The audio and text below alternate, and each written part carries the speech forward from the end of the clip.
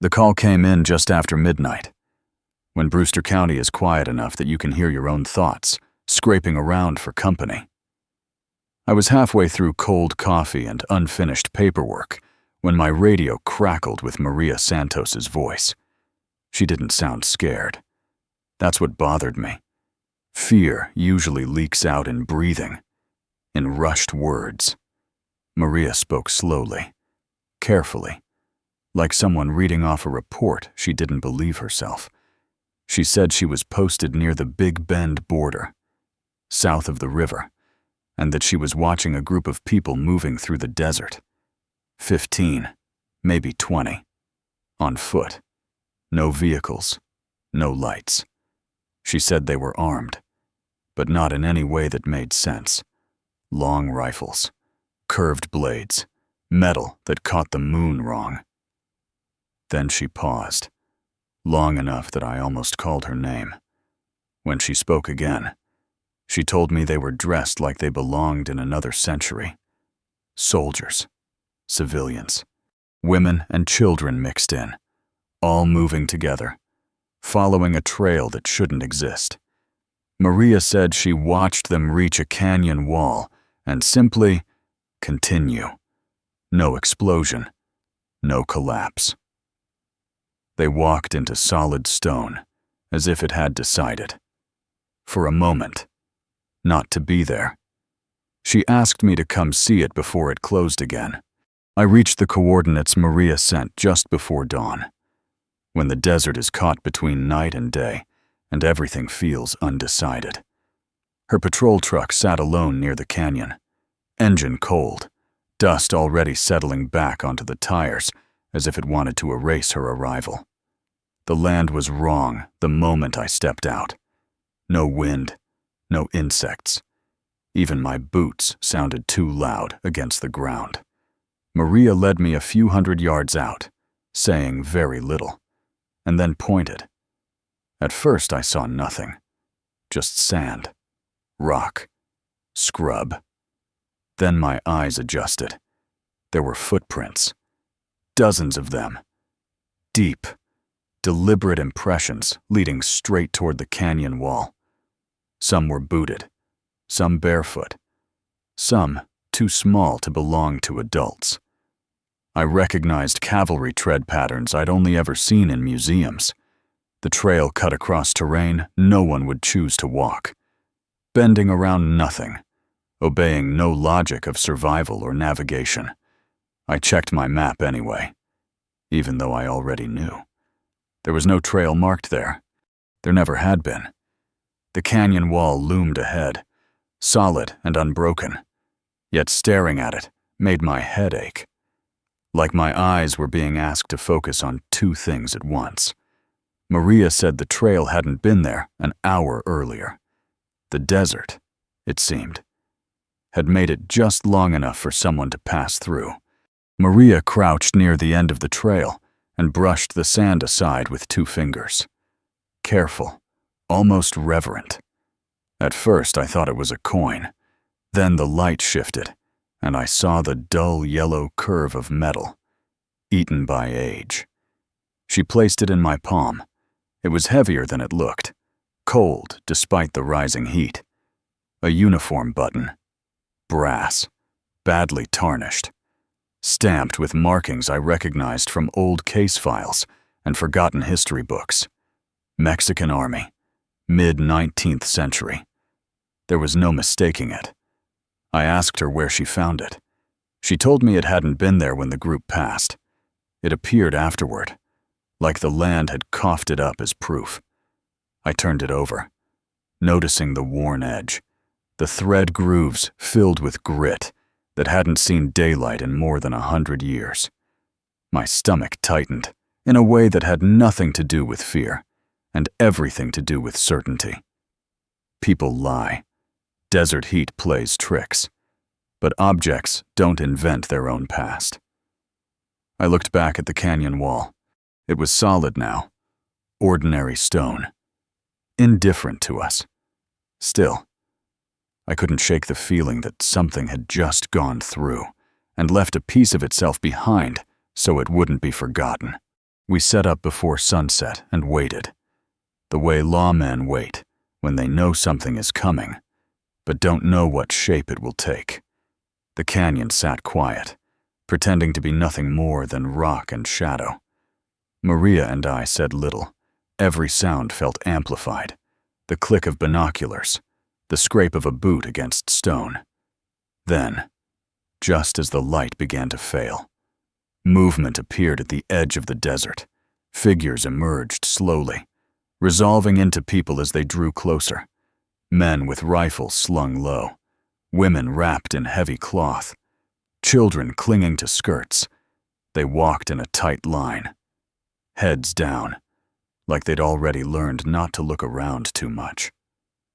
No one spoke. When they reached the canyon wall, the air in front of it shimmered, bending like heat trapped inside glass. The stone softened, losing its certainty, and opened just enough. One by one, they stepped through. I watched faces as they passed. Exhaustion, grief, relief so sharp it hurt to see. None of them seemed surprised. They were crossing something familiar. I realized then this wasn't an accident or a miracle. It was a rote, and we were standing at the edge of it, watching history walk out of its own skin. One of them broke formation as they neared the opening, a man with a dark coat and a saber worn dull from use. He turned his head, slow and deliberate, until his eyes found us in the rocks. I felt the moment lock in place, like a held breath. He wasn't startled. If anything, he looked tired of pretending we wouldn't be there. He raised a hand, not a warning, not a greeting, something in between. When he spoke, his voice carried easily, as if the canyon itself wanted us to hear. He called himself a watcher, one of many tasked with guiding people when the border failed to decide what it was. He said they didn't choose when the crossings opened. They listened for them. He told us this land had never been just land. Sometimes it was a line, sometimes a wound, sometimes a door. His eyes flicked toward the opening, where the last of the refugees waited. "Tonight," he said, "it is between times." I asked him where they were going. He smiled at that, thin and humorless. "Forward," he said, then turned back to his people, as if the answer should have been obvious. The last to approach the opening was an old priest, bent with age, his robes stiff with dust and travel. He walked alone, leaning on a wooden staff polished smooth by years of use. As he passed us, he slowed, turning his head just enough that I could see his eyes. They were sharp, clear, too present for a man who looked half buried by time. He studied my badge, Maria's uniform, the weapons we carried, as if cataloging us for some future confession. For a moment, I thought he might ask for help, or forgiveness, or directions. Instead, he nodded once, solemnly, like a man acknowledging a fact long expected. When he spoke, it wasn't to us alone. It felt addressed to the land, to the canyon, to whatever listened on the other side. "Tempus non linear est," he said softly. Time is not linear. The words hung in the air, heavy and final. Then he stepped forward. The opening folded around him without a sound, sealing itself as if it had never existed. The canyon returned to stone. The desert breathed again, but the priest's words stayed with me, sinking deep, rearranging everything I thought I understood. I knew then that what we had witnessed wasn't ending. It was only beginning to notice us. I spent the next week buried in places most people forget exist. Church basements that smelled like mildew and candle wax, county archives where the air felt older than the building itself, ranger journals locked behind glass, their pages yellowed and brittle, written by men who stopped writing suddenly. The stories repeated in fragments, strange crossings, people appearing where they didn't belong, patrols sent out and never fully returning. A priest's ledger from 1851 mentioned something called Los Pasos del Tiempo, written in a tight, shaking hand, followed by a warning not to speak of them aloud. I found letters describing men who claimed to see soldiers marching out of bare rock, families vanishing into canyons, trails that appeared overnight and were gone by morning. Many accounts ended the same way: resignation, silence, or madness. Margins were filled with prayers, some crossed out, some written, again and again, like protection charms. No official report ever used the same language twice, as if the writers were afraid to name the thing directly. Sitting alone with those records, I realized this wasn't new. It had been happening for generations. The difference was that now, someone had finally started paying attention, and the land might not appreciate being noticed. Dr. Elena Vasquez met me in her office at the university, surrounded by maps that overlapped centuries the way others stack photographs. She listened without interrupting as I described the crossings, the button, the records. When I finished, she didn't argue. She sighed, like someone who'd been waiting for confirmation. She said borders like ours carry more than lines on a map. They carry memory. Every war, every forced march, every unmarked grave leaves pressure behind. Not metaphorical pressure, she clarified, but something closer to weight. Over time, it builds. The land stretches until it thins. She traced the Rio Grande with her finger, marking dates of massacres, battles, droughts, and migrations. The pattern was undeniable. She believed extreme suffering generated enough human energy to weaken the structure of time itself, making it permeable during moments of desperation. People didn't cross because they wanted to. They crossed because reality failed them first. When I asked why it was happening more often now, she didn't hesitate. Because the pressure is increasing, she said, and because once a wound opens, it remembers how to open again. Back in my office, I laid everything out across the desk: copies of old letters, photographs of artifacts, maps layered with dates and names. At first, it looked like noise. Then the shape of it settled in. Every recorded crossing lined up with a spike in human misery. Wars flaring and collapsing, forced relocations, famines, border purges, futures choked dry before they arrived. The passages didn't open at random. They opened when people ran out of options.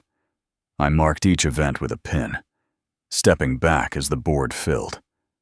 The distance between incidents was shrinking. Decades became years. Years became months. Whatever kept time stitched together along the border was fraying, thread by thread. I realized the desert wasn't reacting. It was responding, like a scar that splits open under pressure. The land was offering escape where none should exist. That was the most unsettling part. This wasn't an invasion. It was an emergency valve. And the more suffering the world produced, the more often the valve released. I stared at the board until the lines blurred, understanding something I wished I didn't, if the pattern held. What we'd seen so far was only the beginning. We found him just after sunrise, standing where the canyon narrowed and the rock walls pressed close enough to trap sound. At first I thought he was a reenactor, some lost tourist with a death wish, but then he turned, and the illusion collapsed. His uniform was U.S. cavalry, mid-1870s by the cut. Repaired so many times the original fabric barely remained. The blue had faded to gray-brown, stiff with old blood and dust. He held his hat in his hands like a man indoors, posture rigid out of habit rather than comfort. When he spoke, his accent was right, his words formal, careful, as if each sentence had been rehearsed across decades. He introduced himself as Lieutenant Colonel William Shatter. No hesitation, no confusion about where he was, only when. His eyes moved strangely, never settling, tracking things that weren't there anymore. He asked what year it was, nodded once at the answer, and said he'd hoped for later. He told us he'd crossed the canyon many times, searching for men who marched in and never returned the same. "The passage doesn't let you go untouched," he said quietly. "It keeps a peace." They came out of the canyon in a rush, boots sliding on gravel, voices raised in panic, gray uniforms, torn flags, faces too young for the fear etched into them. Confederate soldiers, their coats marked 1862 by the stitching and insignia, spilling into a world that made no sense to them. One of them dropped to his knees when he saw Maria's rifle, shouting that it was witchcraft. Another reached for a radio on my belt and yanked his hand back like it burned him. They clustered together instinctively, formation breaking down into something closer to survival than discipline. The air around them felt unstable, like heat off asphalt, bending the edges of their bodies. I realized they didn't belong here in a way that went beyond history. Time itself rejected them. Shatter watched with a hollow expression, like a man seeing a familiar injury reopen. He told me this always happened when people stayed too long on the wrong side. The world begins to push back. One of the soldiers screamed that something was moving behind the rock, something following them through. Before I could ask what he meant, the canyon went silent, as if listening. Shatter pulled me aside as the soldiers argued among themselves, his grip firm despite the tremor running through his hand. He told me not to let them linger. "Every crossing," he said, "leaves an echo, and echoes attract attention." The passages were never meant to stay open this long. They were thinning, stretching wider each time suffering forced them open. And now they were bleeding into one another. That was when he finally named the thing the soldiers sensed. He didn't give it a proper title, only described it as a hunger that learned how to move through time by following those who didn't belong. It fed on displacement, on people torn loose from their proper moment. The more crossings occurred, the stronger it became. Shatter said he'd seen it before, felt it circling. Patient, waiting for confusion and fear to ripen. "It doesn't chase," he warned. "It waits for time to break down around you." He looked toward the canyon as he spoke, eyes narrowing, as if listening to something just out of range. "If the passages keep widening," he said, "this border won't just connect centuries. It'll invite something that never lived in one." It announced itself without sound, a pressure that settled over the canyon like a held breath that refused to release. The air thickened first, turning heavy and oily, bending light in subtle, nauseating ways. Then the rock face behind the soldiers began to warp, its edges losing definition, as if the canyon was forgetting how to stay solid. Something eased through that distortion, not stepping, not crawling, but unfolding. It had no single shape that held. Parts of it looked almost human for a heartbeat, then stretched into angles that made my eyes water. The temperature dropped sharply, frosting the breath in my lungs despite the desert heat. The soldiers felt it immediately. Their shouting died mid-sentence, replaced by a shared, animal understanding that they were no longer the most dangerous thing present. Shatter stiffened, every trace of exhaustion gone. He whispered that it had found them faster this time. As the thing moved closer, the air vibrated faintly, like distant chanting played backward. I realized it wasn't just entering our time. It was arriving, the way a predator arrives at a place it knows it can feed. It moved without urgency, and that was the worst part. The thing drifted toward the soldiers as if certain of the outcome, its shifting outline passing through rock and air with equal ease. One man broke and ran, screaming for his mother, for God, for anyone. He made it 3 steps, the space around him folded inward, like time taking a breath and deciding not to give it back. He vanished without blood or sound. Erased so completely my mind struggled to remember where he'd been standing. Panic exploded through the rest of them, rifles fired uselessly, shots cracking the canyon walls, bullets tearing through something that didn't acknowledge impact. The creature pressed closer, and wherever it touched, people came apart, not ripped, not torn, but unwritten. Faces blurred, voices stretched into wrong notes, bodies thinning into pale strands that were pulled into its core. I felt it feeding, not on flesh, but on the mistake of their existence here. Each consumption made the air steadier, more certain, like time repairing itself by removing errors. Maria dragged me back as the last soldier reached out, his hand phasing through mine before he was gone. The canyon fell silent again, satisfied. Shatter didn't hesitate, while the rest of us stood frozen between terror and disbelief. He stepped forward, straightening his coat like a man preparing for inspection. He looked back once, meeting my eyes, and in that glance I understood he had already lived past this moment more times than I could imagine. "It follows broken timelines," he said calmly. "So I'll give it one it can't leave."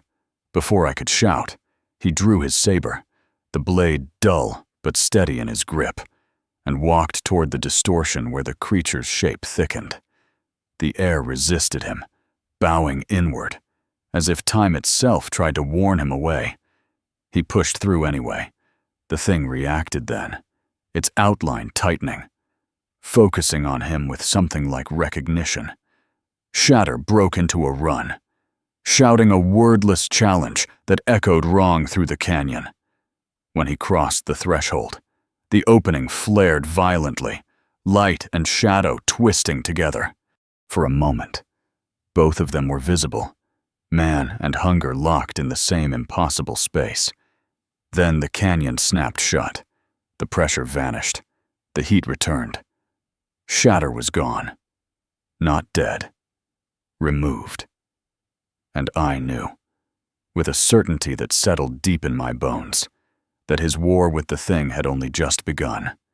Somewhere no clock could follow. Night fell fast after Shatter vanished, the kind of desert darkness that feels deliberate.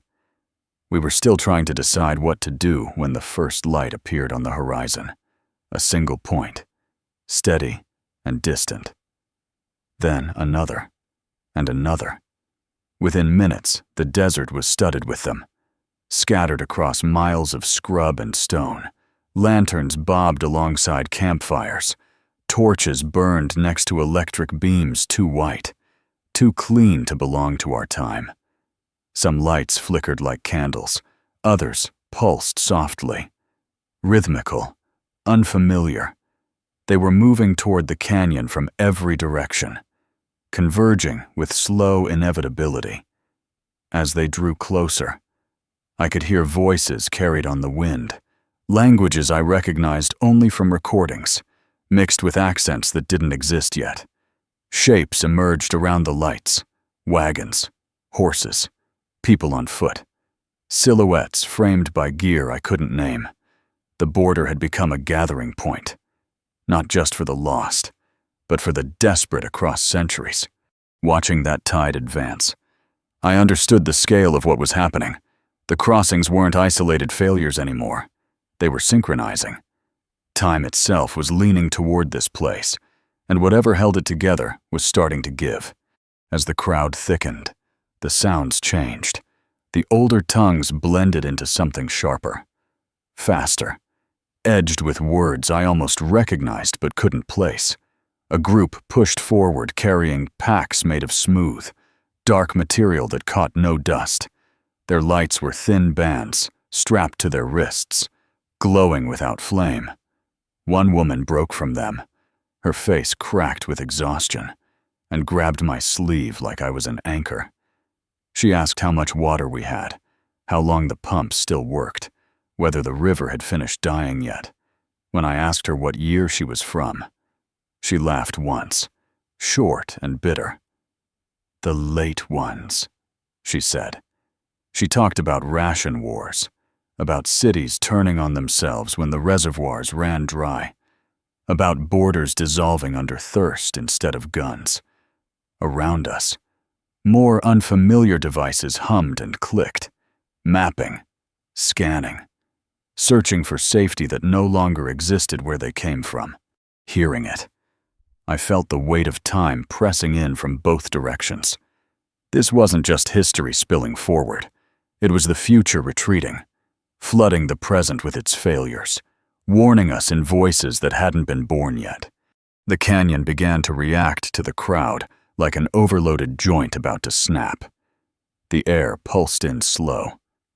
Uneven waves, each one stronger than the last, knocking people off balance. Light bent inward, stretching shadows until they pointed toward the opening no matter where they stood. My radio screamed with static, then started bleeding voices from different times, overlapping and unintelligible. The ground trembled beneath my boots, not like an earthquake, but like something struggling to hold itself together. Dr. Vasquez shouted over the noise that the passages were synchronizing, collapsing their boundaries into a single convergence point. If it completed, she said, time wouldn't just fold, it would rupture. Everything here would be dragged into the same moment and destroyed by it. I looked at the mass of people pressing forward, each carrying the weight of their own century's disasters, and realized none of them could turn back. Neither could we. The border wasn't separating eras anymore. It was trying to contain them, and it was failing. They arrived before dawn, unmarked trucks rolling in without sirens, tires humming too quietly for their size.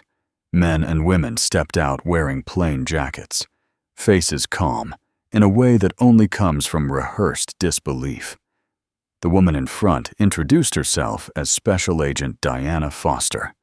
No rank on display, no unnecessary words.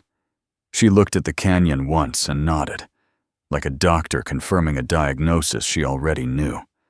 Foster said her division existed to handle events that didn't fit into incident reports or public memory. She confirmed similar breaches had been recorded before. Never stable. Never this large. When I asked why no one had warned us, she said warning people about time rarely changed outcomes. Her team set up sensors that hummed and clicked in response to nothing I could see. Readings spiked immediately. Foster's expression tightened. She told me the convergence was accelerating faster than projected models allowed. Whatever was happening here was no longer local. It was federal by necessity, existential by implication, as her people worked. I noticed something unsettling. None of them asked if this was real. They only asked how bad it was going to get. The canyon answered before anyone finished setting up. The air folded inward, light collapsing toward a single point like a held breath finally released. From that distortion, a figure stepped forward, familiar in outline, wrong in execution. Colonel Shatter stood where the opening had been, but he no longer occupied space the way the rest of us did. His uniform shifted subtly, cycling through damage that hadn't happened yet and repairs that never lasted. His eyes were the worst part. They focused everywhere at once, reflecting firelight, lantern glow, and devices that wouldn't be invented for decades. Agent Foster went still beside me. She didn't raise a weapon. She didn't speak. Shatter addressed us calmly, his voice layered, as if multiple moments were speaking in unison. He said the predator had been driven back, but not destroyed. Time had accepted him as a counterweight, binding him to the border across every era it touched. He was no longer a man moving forward. He was a fixed point, a guardian. I understood then why the land felt tense, like something holding itself in place by force alone. Shatter had become part of the structure keeping reality from collapsing, and structures eventually fail if the load grows too heavy. Shatter didn't waste time on comfort. He said stability was possible, but not restoration. What had been torn could not be stitched back into what it was. The convergence could be slowed, narrowed, managed, but only if something held it in place from the inside. Not machines, not barriers. Time rejected anything without will. It required anchors.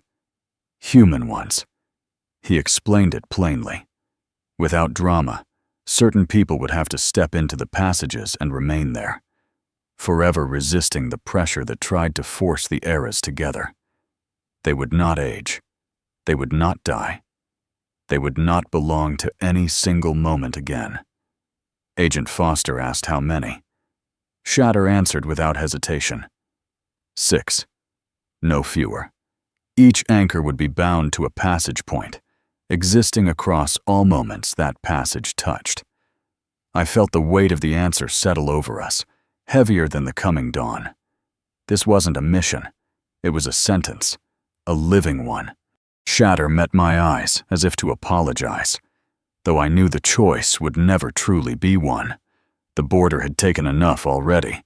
Now it was demanding witnesses who would never be allowed to look away. No one spoke at first. The desert waited with us, windless, as if it understood the terms being discussed. Shatter explained the mechanics without softening them, his voice steady in a way that made it worse. Each anchor would enter a passage at the moment of peak pressure and hold it shut by will alone, resisting every version of reality trying to force its way through. They would feel the weight of centuries pushing against them. They would see every crossing that ever tried to occur at that point. Past, present, future, stacked and pressing. There would be no return, no rescue, no relief. Agent Foster asked if there were alternatives. Shatter said there had been. Once. Those opportunities had already passed. Technology would only turn the convergence violent. Explosions measured not in blast radius, but in erased history. The proposal hung there, brutal in its simplicity. I watched the faces around me as the meaning settled in. Agents trained for disasters, scientists who studied collapse, deputies who'd signed up to protect a county. Not all of time. This wasn't about heroism. It was about containment, about choosing who would carry the burden so everyone else wouldn't have to. And I knew, even before anyone spoke, that volunteers would step forward. The border has a way of teaching people when something must be paid for, no matter the cost. Maria was the first to move. She didn't announce it or look for permission. She simply stepped forward, shoulders squared, like she was reporting for duty. She said she'd already seen what happened when no one stood in the way. Deputy Jake Martinez followed her without hesitation, jaw tight, eyes fixed on the canyon as if daring it to argue. Professor Patterson surprised everyone. His hands shook as he spoke, but his voice didn't. He said he'd spent his life studying history as something finished, something safely behind glass, and now he understood it was still bleeding. Others joined them, one by one. Quiet decisions made visible. No speeches, no prayers, just acceptance. I felt the urge to stop them rise up, sharp and useless. None of them were chosen because they were fearless. They were chosen because they understood the cost and stepped forward anyway. Shatter watched them with something like respect, something like grief. He warned them again, no linear time, no single self, no moments of rest. Maria nodded, already letting go. as they prepared to enter the passages. The crowd behind us fell silent. Even the future refugees seemed to understand. This was the price, and it was being paid in people, not years. The passages opened one by one, not violently, but with a slow, deliberate pressure, like doors resisting a storm. Light poured out in overlapping colors that didn't belong together, casting shadows that moved ahead of their owners. Maria went first. She paused only long enough to look back at me, her expression calm. In a way, I'll never forgive myself for remembering so clearly. Then she stepped forward and vanished, not disappearing, but stretching, her outline thinning until it existed in too many places at once. The others followed. Jake, Patterson, the remaining volunteers. As each entered, the air tightened, the roar of converging eras straining against their will. I felt it then. Not loss, not grief, but a vast settling, like something immense being forced back into alignment. The passages shrank, trembling, held in place by human presence spread across centuries. I understood what shatter had meant. They weren't gone. They were everywhere, watching every crossing that ever was or might be, holding the line without rest or relief. When the light finally dimmed, the canyon stood silent and scarred. The anchors remained unseen, but the border felt watched, guarded, and I knew none of us would ever truly be alone in time again. Morning came slowly, like it wasn't sure it was welcome anymore. The desert looked the same at first glance. Rock, sand, sky. But everything felt heavier, as if gravity had been adjusted when no one was looking. People were everywhere. Families from the 1800s huddled beside modern patrol vehicles. Soldiers with rusted rifles stared at helicopters lifting off like mechanical gods. Future refugees sat in tight circles, whispering over devices that no longer knew what networks to connect to. The panic had burned itself out overnight, leaving behind shock and exhaustion. Medics moved through the crowd, treating injuries that didn't fit any single era. Agent Foster's people tried to impose order, but even their radios struggled, drifting between channels, bleeding voices that didn't belong. I walked the perimeter, taking statements that sounded like myths spoken with absolute certainty. No one asked where the volunteers had gone. On some level, everyone understood. The air around the canyon felt sealed, under tension, but holding. The convergence was over. What remained wasn't a disaster scene. It was a settlement. And as I watched the sun rise over faces pulled from 3 different centuries, I realized the emergency hadn't ended. It had stabilized into something permanent. Within days, the language changed. People stopped saying the crossing and started saying the river, even though no water flowed through the canyon. Someone called it the Rio Tempo, half joking at first, then with growing seriousness. It fit. The border no longer divided countries. It connected centuries. Lines on maps became suggestions, overwritten by foot traffic from eras that had never shared the same sky. I watched an Apache elder from the 1880s speak quietly with a woman who carried the future in her eyes, both of them understanding loss without needing translation. Authority shifted too. Jurisdiction meant less than presence. Law had to be negotiated across customs that hadn't been written yet, and codes that were already forgotten. Every decision felt provisional, like we were drafting rules for a reality that hadn't finished forming. The canyon itself seemed altered, not open, but alert, as if it knew it was being used differently now. I understood then that the border would never return to what it was meant to be. It had been redefined, not by treaties or fences, but by necessity. Time had found a path here, and now We were responsible for guiding its flow. The proposal came wrapped in good intentions and bad math. Engineers, federal planners, people who believed every problem eventually bowed to enough steel, and circuitry began talking about sealing the passages completely. A monument, they called it. Something solid, permanent, a final answer carved into the desert. Tomás de Herrera, quiet, watchful, already more guardian than man, shut that down the moment he heard it. He said closing the tiers by force would turn pressure inward, compressing centuries into a single violent release. Not an explosion you could outrun, one that would erase sequences of history like bad tape. Towns that never happened, people who were never born. The idea was shelved, but it didn't die. I could see it in the way officials looked at the canyon, measuring it, imagining control. That frightened me more than the crossings ever had. We weren't dealing with an enemy. We were managing a current.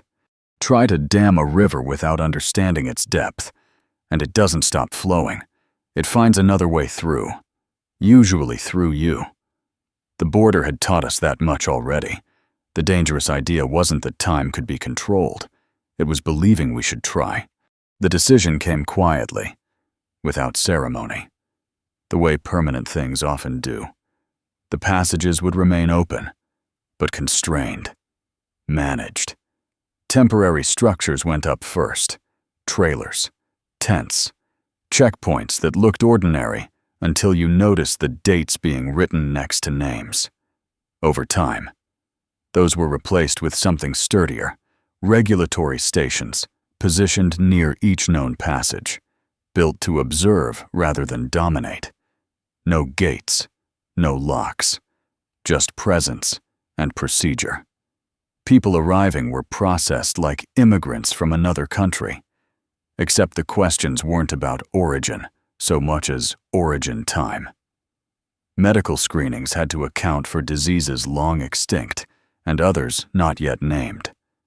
Weapons were cataloged. Histories cross-checked against records that didn't always agree with themselves. It wasn't clean or efficient, but it worked well enough to prevent panic. Herrera explained it to me simply. Time resisted force, but tolerated order. You couldn't close the river, but you could guide its banks. Standing there, watching a line of people wait patiently to be stamped into a century that wasn't theirs, I understood the shift we'd made. We had stopped trying to fix the border. We were learning how to live with it. Being sheriff stopped meaning what it used to. Calls came in that didn't fit any manual. Disputes between men who disagreed on which century's law applied. Thefts involving objects that technically hadn't been invented yet. Violence rooted in customs no longer recognized by anyone alive. I learned quickly that enforcing the letter of the law mattered less than enforcing continuity. Some things translated cleanly across time. Murder was still murder. Fear still fear. Other things required negotiation. An 1870s cavalryman didn't understand Miranda rights, but he understood consequence. A woman from the future didn't recognize our courts, but she recognized fairness when she saw it practiced. My deputies adapted, writing reports with footnotes explaining context instead of motives. Jails became holding spaces, not punishments, until jurisdiction could be agreed upon. Every decision set precedent backward and forward at once. I felt the weight of it constantly, that a ruling made today might echo into a past that had already happened, or a future that hadn't yet formed. Law, I realized, wasn't about control anymore. It was about keeping time from turning on itself in small, preventable ways. Some nights, when the radios are quiet and the stations hum steadily, I walk the edge of the canyon alone. The desert hasn't forgotten what it learned. You can feel it watching back. Patient, ancient, carrying layers of footsteps pressed into it like memory. Sometimes, I swear, I see movement in the rock, shadows that don't belong to the present, silhouettes of people who passed through and never fully left. Herrera says that's normal. The anchors see everything.